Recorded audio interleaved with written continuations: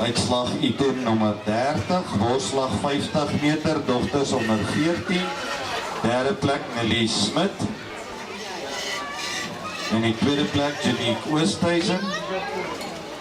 En in die eerste plek met 'n tyd van 41,99 sekondes, Zonika Stapelberg. Wel gedaan dogters.